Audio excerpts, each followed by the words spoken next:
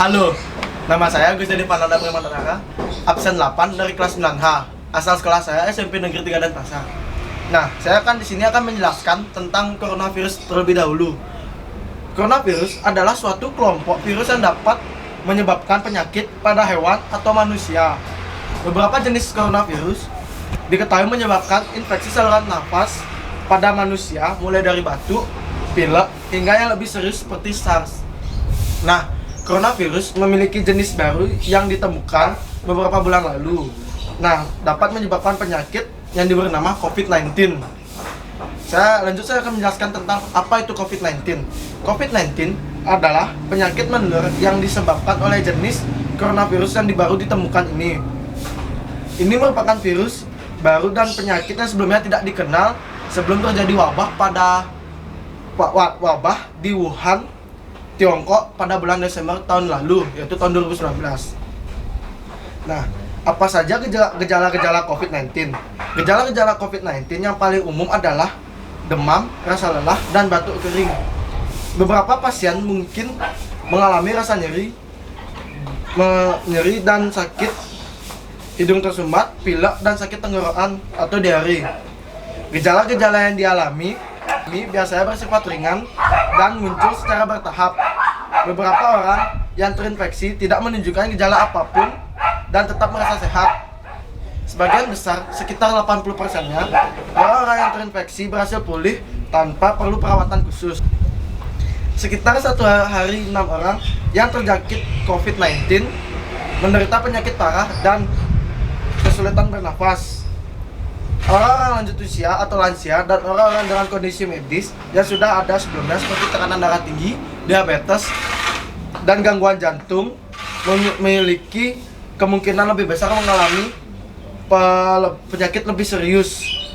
Mereka mengalami demam, batuk, hingga kesulitan bernafas. Sebaiknya mencari pertolongan medis. Lanjut, bagaimana cara COVID-19 menyebar? Orang dapat tertular COVID-19 dari orang lain yang terjangkit virus ini. COVID-19 dapat menyebar dari orang ke orang melalui percikan kecil dari hidung atau mulut yang keluar saat orang yang terjangkit COVID-19 batuk atau bersin dan mengeluarkan nafas. Kemudian jatuh ke percikan-percikan ini, kemudian jatuh ke benda dan permukaan di sekitar. Orang yang menyentuh benda atau permukaan tersebut lalu menyentuh mata, hidung, atau mulutnya dapat terjangkit COVID-19.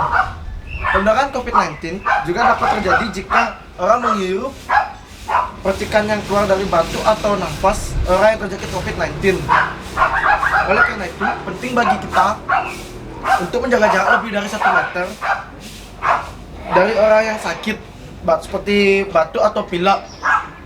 WHO terus mengkaji perkembangan penelitian tentang cara penyebaran COVID-19 dan akan menyampaikan temuan-temuan baru. Apakah virus penyebab COVID-19 ini dapat menular melalui udara?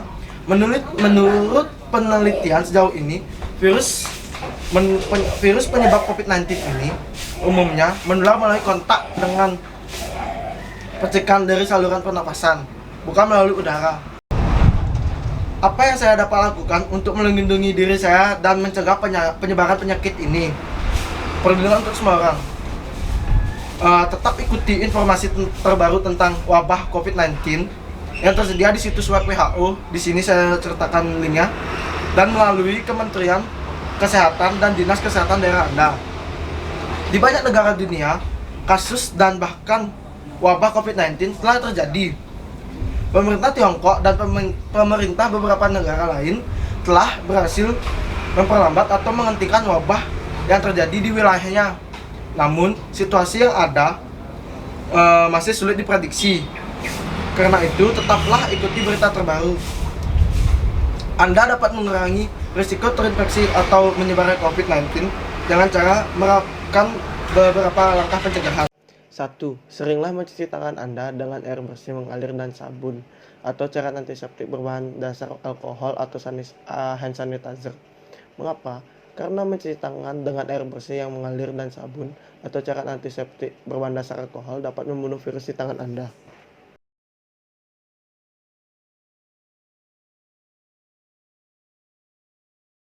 warga kita itu masih tetap sehat.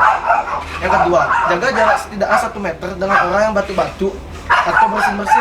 Mengapa? Ketika batu atau bersin, orang mengeluarkan percikan dari hidung atau mulutnya, dan percikan ini dapat membawa virus.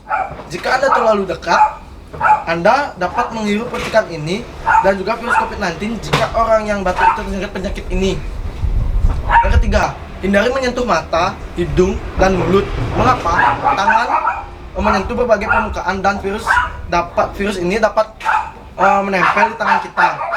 Tangan yang terkontaminasi dapat membawa virus ini ke mata, hidung, dan mulut, yang dapat menjadi titik masuk virus ini ke tubuh Anda sehingga Anda bisa menjadi sakit. Yang keempat, pastikan Anda dan orang-orang di sekitar Anda mengikuti etika batuk dan bersin dengan cara menutup mulut dan hidung dengan siku terlipat seperti ini, atau menggunakan tisu jika batuk dan bersin, lalu segera buang ke tong sampah. Mengapa? Karena percikan dapat menyebabkan virus. Dengan mengikuti etika batuk dan bersin seperti itu, Anda melindungi orang-orang di sekitar Anda dari virus seperti batuk, pilek, flu, dan COVID-19. Yang kelima, tetaplah tinggal di rumah jika merasa kurang sehat, dan jika kalian ingin berpergian, berpergianlah jika keadaan memang sangat mepet atau memang terdesak sekali. Jika Anda mengalami batuk, demam, dan kesulitan bernafas, segeralah mencari pertolongan medis dan tetap memberitahukan kondisi Anda terlebih dahulu. Perlindungan jika sedang berada di atau pernah berkunjung ke suatu wilayah di mana COVID-19 menyebar. Yang satu, ikuti panduan di atas. Yang kedua, lakukan isolasi diri sendiri dengan tetap tinggal di rumah. Jika Anda merasakan gejala kurang sehat, menggunakan gejala ringan seperti sakit kepala, demam berskala rendah yaitu 37,3 derajat Celcius atau lebih, dan pilek ringan. Tetaplah kalian berada di rumah sampai kalian sembuh. Yang ketiga, jika Anda demam, batuk, dan kesulitan bernafas, segeralah minta nasihat dokter, karena kondisi ini bisa jadi dikarenakan infeksi saluran pernapasan atau kondisi serius lainnya. Nah, jika kalian isolasi di rumah, kalian bisa memanfaatkan wifi atau kuota yang gratis sedang diberikan oleh beberapa operator ini. Seperti kalian bisa menikmati Netflixan atau YouTube. Daripada kalian berpergian nggak jelas, kalian bisa diisolasinya malah di rumah sakit, dan kondisi isolasi di rumah sakit sangatlah tidak enak. Begini perbandingannya. Seberapa besar kemungkinan saya tertular COVID-19? Resiko tertular tergantung lokasi Anda. Lebih tepatnya, apakah sedang terjadi COVID-19 di sana atau tidak. Di sebagian besar lokasi, resiko tertular COVID-19 memanglah masih rendah. Namun ada tempat-tempat di seluruh dunia di mana penyakit ini menyebar. Orang-orang yang tinggal di atau mengunjungi wilayah-wilayah ini lebih berisiko terkena COVID-19. Nah, begitu saja. Sekian dari penjelasan saya tentang COVID-19 ini. Semoga bermanfaat untuk kalian, dan ingat satu, stay at home. Terima kasih. Om Santi.